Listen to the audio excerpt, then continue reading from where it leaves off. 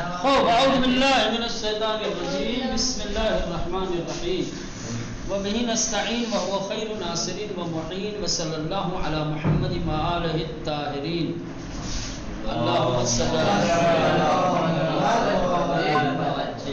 کریں کہ صحیح عربی لہجے میں قرآن مجید کی تلاوت کرنے کے لیے تین اہم لہجے کو سمجھنے کے لیے تین اہم چابیاں کیا کہتے ہیں لہجے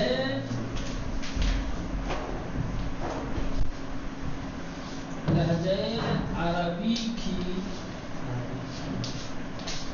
اہم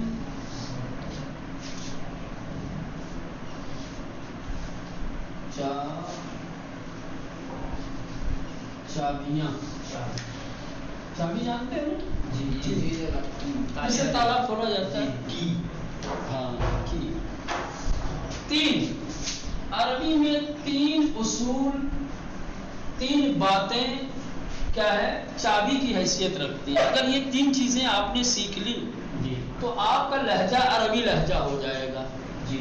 آپ ایسے ہی قرآن پڑھیں گے جیسے عرب والے پڑھتے ہیں. قرآن مجید چونکہ عربی زبان میں ہے نا ہر زبان کا اپنا ایک لہجہ ہوتا ہے. ہر زبان کا اپنا لہجہ. جب کسی زبان کو اسی لہجے میں بولا جاتا ہے استعمال کیا جاتا ہے تو خوبصورتی ظاہر ہوتی ہے نا. ابھی گجرات والے اردو بولتے ہیں کیسا لگتا ہے. ابھی کوئی بنگالی کسی بنگالی سے اردو بولو کیسا بولے گا لہجہ کیسا لگے گا اس کا. ابھی ہم گجراتی بولیں تو کیسا لگے گا ہے نا. یہ بات ہے ہر زبان کا اپنا ایک خاص لہجہ ہوتا ہے. بولنے کا ایک خاص طریقہ ہوتا ہے. عربی کا ایک خاص لہجہ ہے. ایک خاص طریقے سے یہ زبان بولی جاتی ہے اور پڑھی جاتی ہے. اگر قرآن جو عربی زبان میں ہے اگر آپ اس کو عربی لہجے میں پڑھنا چاہتے ہیں عربوں کی طرح پڑھنا چاہتے ہیں تو تین چیزیں آپ کو سیکھنی پڑیں گی. تین چیزیں آپ کو سیکھنی پڑیں گی. پہلی چیز حرکتوں کا صحیح تلفظ. حرکتوں کا صحیح تلفظ. اس حرکت کو کیسے ادا کرنا ہے, کتنا کھینچنا ہے, کہاں کھینچنا ہے, کہاں نہیں کھینچنا ہے, کہاں کم کھینچنا ہے, کہاں زیادہ کھینچنا ہے, یہ جاننا پڑے گا. یہ ایک چابی ہے اس لہجے کی. عربی لہجے کی ایک چابی ہے حرکتوں کا صحیح تلفظ. اور یہ لہجہ عربی ایک تالا ہے جو تین چابیوں سے کھلتا ہے. عربی لہجہ کیا ہے ایسا تالا ہے جو ایک چابی سے نہیں کھلتا. اس کو کھولنے کے لیے تین چابیاں تھیں. یہ پہلی چابی حرکتوں کا صحیح تلفظ. اس کے بعد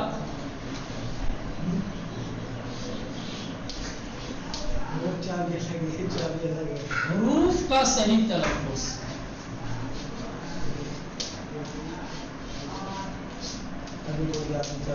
حروف کا صحیح تلفظ کہ جو الف با ہے الف سے لے کر کے یا تک اس میں 10 حروف ایسے ہیں کہ جن کو تلفظ اور ادا کرنے کا طریقہ ہماری زبان کے انہی حروف سے مختلف ہے, الگ ہے.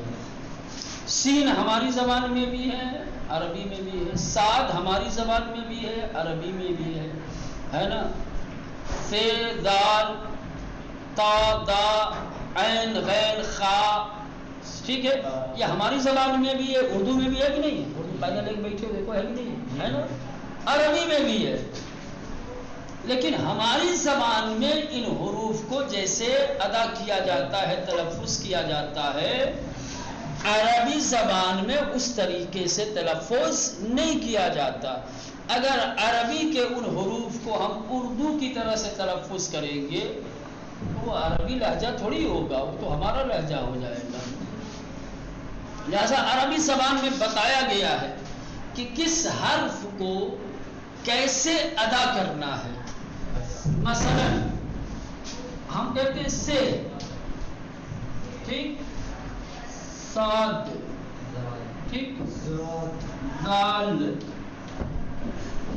ہم ایک ہی طرح سے پڑھتے ہیں،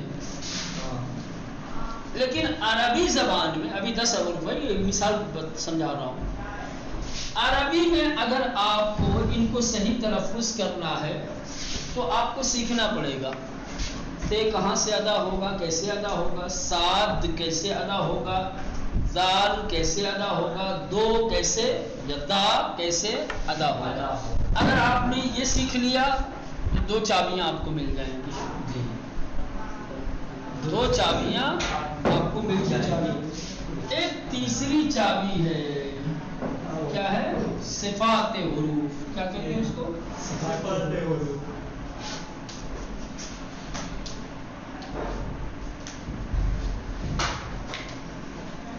اس کا دوسرا نام جانتے ہو کیا ہے؟ مخارج حروف۔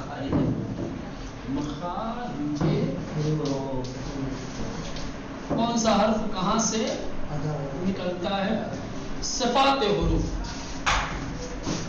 صفات کیا ہوتی ہیں؟ صفات یعنی جب آپ ان حروف کو ادا کرو گے تو آواز کیسی ہونی چاہیے؟ موٹی ہونی چاہیے، پتلی ہونی چاہیے، قلقلہ کے ساتھ پڑھنا ہے، لین کے ساتھ پڑھنا ہے، مفخم تفخیم کر کے پڑھنا ہے، ترقیق کے ساتھ پڑھنا، کیسے پڑھنا ہے؟ یہ تیسری چابی وہ آئے گی آخری میں، سب سے لاسٹ میں سے، ٹھیک۔ تو پہلی چابی کہ آپ پہلے حرکتوں کا علم حاصل کریں کہ عربی میں جو حرکتیں ہیں ان کو کیسے تلفظ کیا جاتا ہے، کیسے ادا کیا جاتا ہے۔ حرکتوں کے بعد حروف، ٹھیک، عربی کے حروف کیسے ادا ہوتے ہیں، کیسے تلفظ ہوتے ہیں، یہ دوسری چابی۔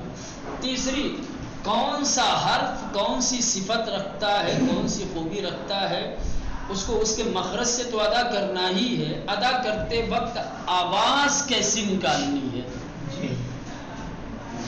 تو اگر یہ تینوں چیزیں آپ نے سیکھ لی تو تینوں چابی آپ کو مل جائے گی لہجہ عربی کی۔ پھر آپ قرآن کی جب تلاوت کریں گے تو آپ کی تلاوت عربی لہجے والی ہوگی۔ بات سمجھ میں؟ تو علم تجوید میں ابھی جو کتاب پڑھ رہے ہیں آپ، اس پوری کتاب میں انہی تینی چیزوں سے بحث کی جائے گی، انہی تینی چیزوں کے بارے میں بتایا جائے گا۔ کل حرکتوں کے بارے میں نے بتایا تھا کہ عربی زبان میں جو حرکتیں ہیں کتنے طریقے کی ہیں، حرکتوں کی کتنی قسمیں ہیں؟ دو۔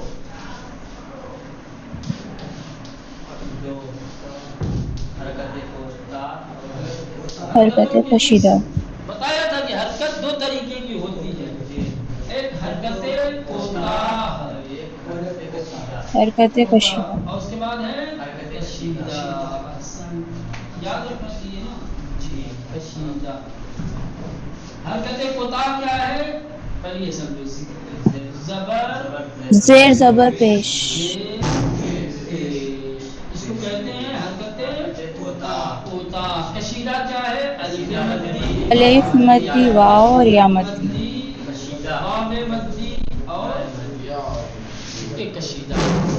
یہ سمجھ میں آ گیا آپ کو، حرکتیں سمجھ میں آ گئی کہ عربی زبان میں جو حرکتیں ہیں وہ دو طریقے کی ہیں، کوتاہ، دوسرے کشیدہ۔ کوتاہ حرکتیں کون کون سی ہیں؟ زیر زبر پیش۔ کشیدہ کون کون سی ہیں؟ الف مدی، واو مدی، یا مدی۔ یہ سمجھ میں آ گیا۔ اب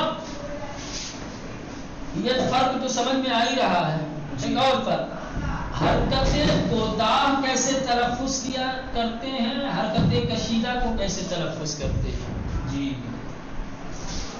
حرکت کوتاہ اور حرکت کشیدہ میں فرق کیا ہے؟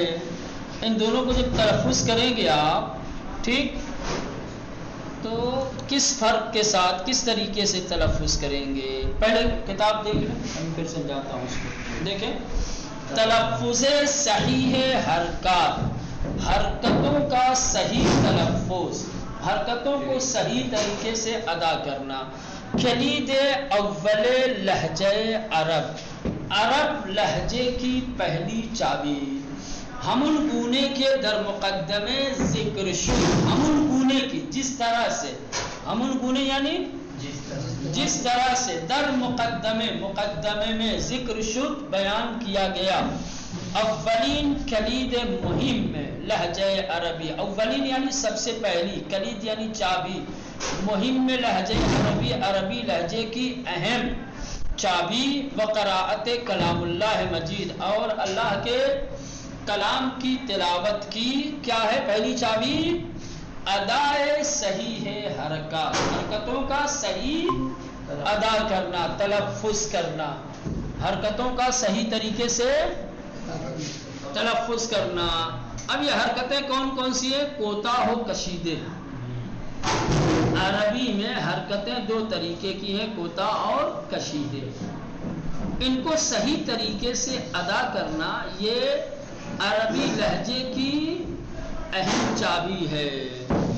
اگر کمی دقت کنیم، کمی یعنی تھوڑا سا، کمی یعنی اگر ہم تھوڑی سی دقت کریں در لہجہ فارسی بین حرکات کوتاہ و کشیدے دو گونے تفاوت دارت.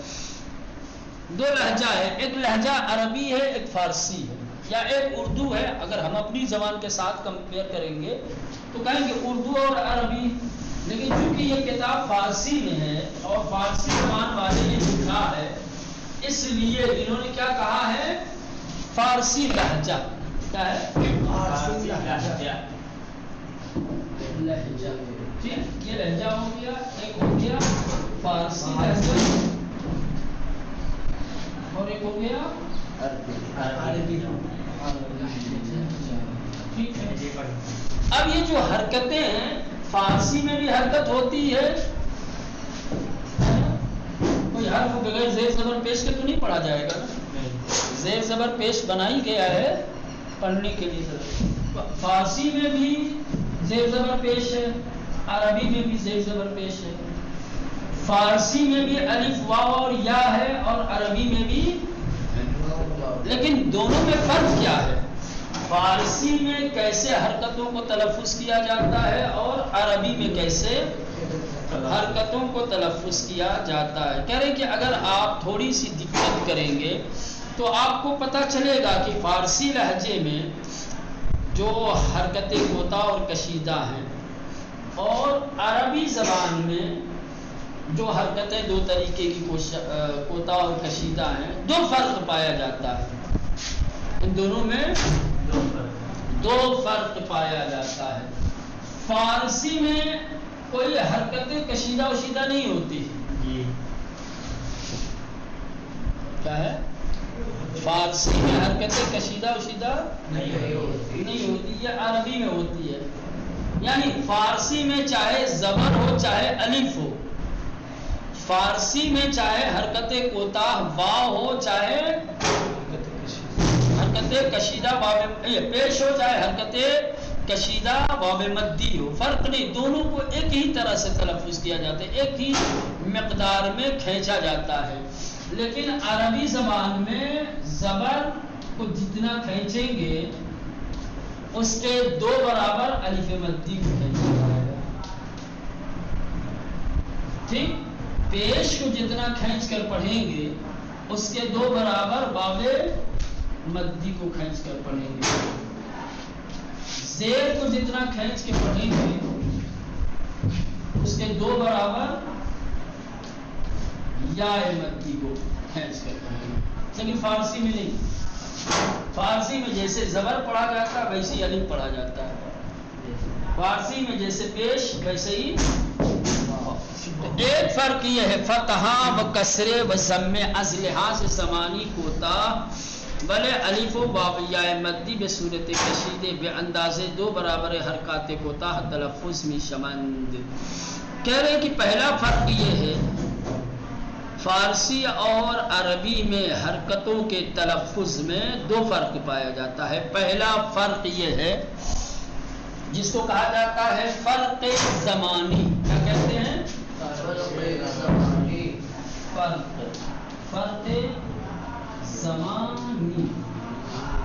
اب اس کو آسان کروں آپ لوگوں کے لیے. فرق زمانی کا مطلب مدت، وقت. زمانی سے مراد یعنی وقت اور مدت. اس کو کھینچنے میں کم وقت لگتا ہے، زبر کو. الف مدی کو کھینچنے میں زیادہ وقت لگتا ہے. حرکت کوتاہ اور حرکت کشیدہ میں زمانے کے اعتبار سے، وقت کے اعتبار سے فرق ہے.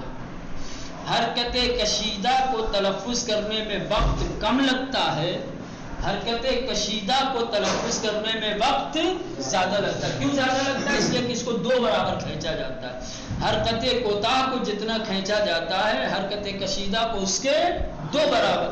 تو آپ ایک قدم چلیں گے تو جتنا وقت لگے گا اتنا ہی وقت دو قدم چلنے میں بھی لگے گا نا، دو برابر پھر لگے گا. تو حرکت کوتاہ زبر کو تلفظ کرنے میں جتنا وقت لگتا ہے، اس کے دو برابر الف مدی کو تلفظ کرنے میں لگتا ہے. زیر یا پیش جو بھی ہے، جو حرکت کوتاہ ہے، حرکت کوتاہ کو ادا کرنے میں، تلفظ کرنے میں جتنا وقت لگتا ہے، اس کے دو برابر حرکت کشیدہ کو تلفظ کرنے میں لگتا ہے. تو یہ زمانے کا فرق ہو گیا، وقت کا فرق ہوا ہے نا. سمجھ میں آ رہی ہے بات؟ حرکت کوتاہ یعنی مختصر حرکت، حرکت کشیدہ یعنی لمبی چوڑی حرکت. ہاں، تو جو حرکت چھوٹی ہے اس کو ادا کرنے میں وقت بھی کم لگے گا، جو حرکت بڑی ہے اس کو تلفظ کرنے میں وقت بھی. ایک فرق یہ ہو گیا کہ حرکت کوتاہ کے تلفظ میں وقت جتنا لگتا ہے اس کے دو برابر وقت حرکت کشیدہ کو تلفظ کرنے میں لگتا ہے. ایک یہ ہو گیا. دوسرے، فارسی زبان میں جو حرکت کوتاہ کی آواز ہے وہ مقدار کشش اور فرق زمانی تو رکھتا ہی ہے. ایک فرق اور ہے، تلفظ کرنے کا طریقہ. کیا ہے تلفظ کرنے کا طریقہ؟ فرق زمانی اور فرق نحوی کیفیت. فرق کیفی کیا کہتے ہیں اس کو؟ فرق کیفی. یہ ہو گیا فرق زمانی یعنی وقت اور ٹائم کا فرق. فرق کیفی یعنی ادا کرنے کے طریقے میں فرق.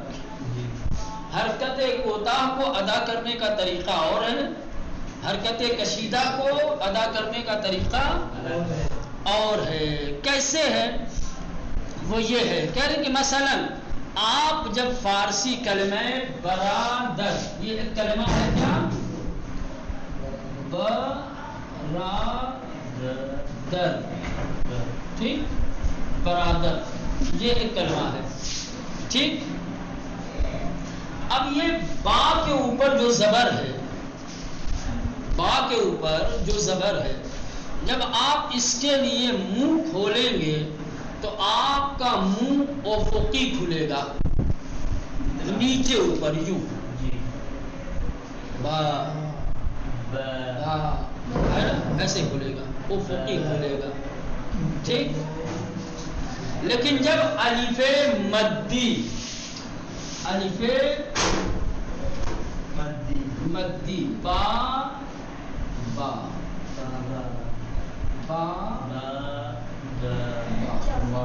دیکھیں یہاں زبر تھا، یہاں الف مدی. یہ حرکت کوتاہ ہے، یہ حرکت کشیدہ ہے.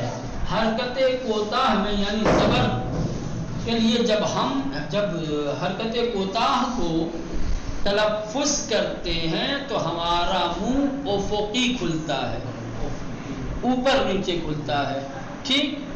لیکن جب الف مدی یعنی حرکت کشیدہ کا تلفظ کرتے ہیں تو ہمارا منہ عمودی کھلتا ہے، ایسے چوڑائی میں. ہاں یہ ایک فرق سمجھ رہے ہیں. اور پرحجم آپ اس میں یہ بہت زیادہ جو ہے اہم بات نہیں ہے، بس اس کو آپ سمجھ لیں، ذہن میں رکھیں. تو یہ جو فرق ہو گیا اس کو یاد آپ رکھیں، فرق زمانی اور فرق کیفی. حرکت کوتاہ میں جتنا وقت لگتا ہے، حرکت کوتاہ کو ادا کرنے میں جتنا وقت لگتا ہے، حرکت کشیدہ کو ادا کرنے میں اس کے 2 برابر وقت لگتا ہے. ایک فرق کیفی کیا ہے؟ فرق کیفی یہ ہے کہ حرکت کوتاہ کو جب ہم تلفظ کرتے ہیں، مثلا زبر کو، تو ہمارا منہ اوپر نیچے کھلتا ہے، اور حرکت کشیدہ جب الف مدی کو تلفظ کرتے ہیں تو ہمارا منہ کیا ہے؟ عمودی چوڑائی میں کھلتا ہے. چلیں فی الحال اتنا ذہن میں رکھیں، کل انشاءاللہ